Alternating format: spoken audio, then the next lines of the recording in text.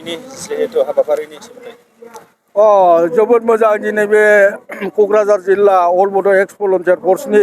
नैथि माने खुंगा नैथि कनफारेन्स बे जादों पाटगाव आनसलिकनि सिङाव माने हालां बाजार होननाय मोनसे जायगा बे बाजारनि गेवलां फोथारावनो मैयानिफ्राय 7 फेब्रुवारि आरो फेब्रुवारि बे साननैनि हाबाफारिखौ लानानै खुंनाय जादों आरो बाहाय 16टा आनसलिक क'क्राझार जिल्ला गासिबो फैजोबदों आं डिलिगेटआवबो दंमोन मोजाङै जादों आरो बे डिलिगेट मिटिङा टार्मिनेटिंमोन बिथांमोना गोजाम बडिखौ सिफायनानै गोदान बडि दाबाय गोदानै आफादगिरि सेक्रेटारि सायख'बाय बेथ' आरो माने संबिधाननि नियमखा नालाय बे हिसाबै बोसोरनैनि उन बेखौ सोलायनाय जायो आरोखि दा बेखिनि आङो खोब मोजां मोनदों दिनै बे हालां बाजाराव फैनानै बयबो रायजो राजा लोब लोब माने बाहागो लाफैदों खामानि दामानि बयबो हेफाजाब होदों बिसेसकय आङो बे खुंनाय कनफारेन्स नैथि जिथु क'क्राझार जिल्ला अल बड' एक्स भलन्टियार फर्सनि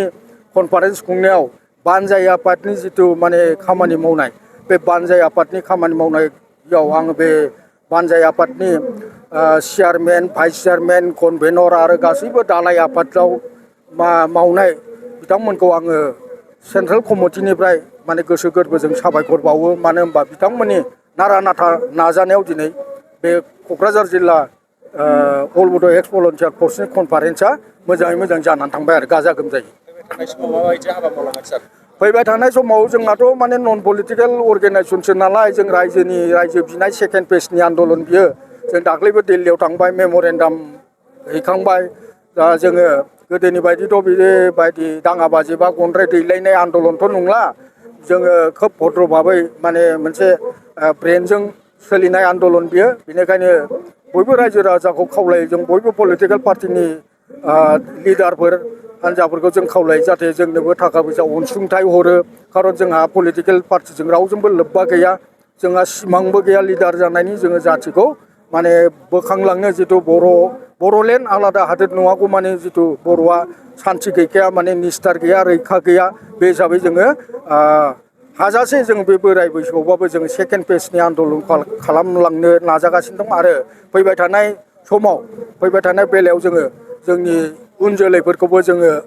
अलरेडि लासै लासैनो जोङो लाबोगासिनो दङ बेनिखायनो जों रायजो राजाखौ गासिखौबो जों गुरै खावलायो बाहाय माने खुनु राजनितिकनि भेदाभेद लायालासिनो जों खौसेयाव फैनांगौ आरो गासिबो संगठन बर'नि जेसेबां अर्गेनाइजेसन बा आफादफोर दं जों बयखौबो खावलायो जे खौसेयै जोङो जाहाथे बर'लेण्ड बिनायाव ज' जालायनानै जे केन्द्र सरकार आरो रायजो सरकारखौ जोङो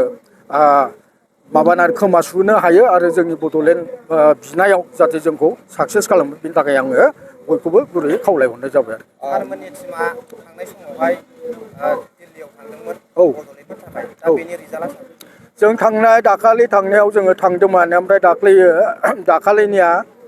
बे पार्लियामेन्ट हाउस माबा पार्लियामेन्ट सेसन जनायखाय बिथांमोना खोब माने मेंनाय आरो बेस्थ' देखायनानै जोंखौ बिथांमोना बुंदों उननि बेलायाव फैदो नोंथांमोना खुनु बेला जाहाथे माने पार्लियामेन्ट सेसन जिरायनाय समाव नोंथांमोना फैनाङा होननानै जोंखौ बुंहरदों आरोखि माने दा बिनिखायनो जोङो बे दाख्लै थांनाय माबायाव जोङो बे मेम'रेन्डामखौ साबमिट खालामनाय जायाखै आरो सिगाङावथ' जों खनथाम थांखांबाय बाव होबोजोबदों जोङो प्राइम मिनिस्टार हम मिनिस्टार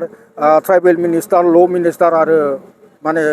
प्रेसिडेन्ट बिथां माने द्रौपदी मुर्मु बिथांनोबो जों होबोनाय जादों आरो बिथांनि रिसिप्टखौबो जों मोन्दों नोंथांमोननि मेम'रेन्डामखौ सेपारेट स्टेट बिनाय मेम'रेन्डामखौ जों मोनबाय होननानै बिथाङा जोंनो रिप्लाइ हरदों आरो लाइजाम आकारै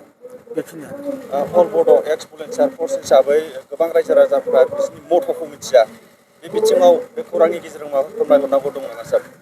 मिथिया बेखौनो जों बुंगासिनो दङ खारन दा बैसोआबो बाबेनजोब्बाय नालाय एसे मेंग्लिबायबो आरो दानि इयं जेनेरेसना माने बेफोरखौ सोलोंनोबो नाजाया मबाइलजोंनो बेस्थ' थायो बिथांमोना आं ओंखायनो बयबो बे इयं जेनेरेसनखौ खावलायो जाथिनि सेन्टिमेन्ट हाबनांगौ एक्स बड' भलन्टियार फर्सआ खावसे थैबाय बुथार जाबाय बोराय बैसो जानानै थैबाय बेमार आजार जानानै थैबाय दा जोंनि मथ'आ बेनो जोङो मोनसे नङा मोननै नङा मोनथाम जोङो एकर्ड खालामबाय बे एकर्डआव जोङो जोंनि माने माबा बायदि जोंनि बिनाय बायदि जोङो बेबायदि माबा मोनाखै खारन इसिबां फिसा मोनसे 6 सिडुलबाबो जोंनो फाइनेन्स पावार गैया थाखा फैसानि जोंहा अभाब जों हारसिङै खुंथाय बेबस्था मोनदोंबाबो जोङो गावखौनो गाव रैखाथि होनो हाया बे हिसाबै जोङो मिनि माने गभर्नमेन्टखौ जोंनो नाङा जोंनो टटेलि सेपारेट स्टेट नांगौ फुल पेजेट बे फुल पेजेटनि थाखायनो जोङो संकसनिफ्राय सतिया ब्रह्मपुत्रनि साहानिफ्राय भुटान हाजोसिम जों बे एरियाखौ लानानै जों सेपारेट स्टेट डिमान्ड जोंनि माबायाव दंखायो बेयो जों मोनब्रै पइन्टखौ लानानै बिदों जे संकसनिफ्राय सतिया बुरलुंबुथुरनिफ्राय गंगार हाजोसिम बेनिफ्राय कार्बि आंलंनि बर'फोरखौ 6 सिडुलाव हिल्स ट्राइब हिसाबै माने सिक्रिटि होनांगौ बर' रेजिमेन्ट खुलिनांगौ आरो बुहुमनि बर'फोरखौ रैखाथि होनांगौ बे मोनब्रै डिमान्डखौ लानानै जोङो मेम'रेन्डामखौ अलरेडि होनाय जादों आरो थारमाने